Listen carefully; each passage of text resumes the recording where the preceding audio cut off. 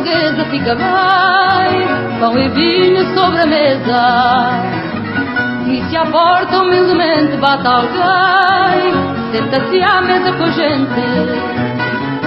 Fica bem esta franqueza, fica bem, que o povo nunca desmente. A alegria da pobreza está nesta grande riqueza de dar e ficar contente.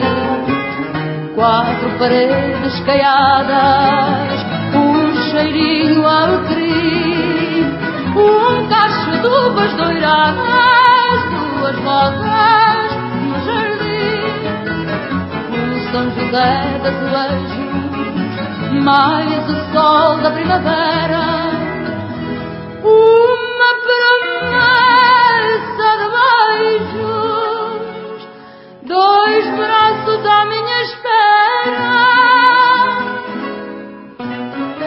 É uma casa portuguesa com certeza, é com certeza uma casa portuguesa.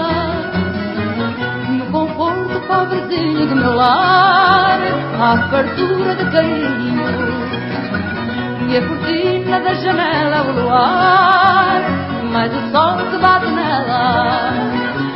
Basta pouco chino para alegrar uma existência singela. É só amor, só idílio, talvez.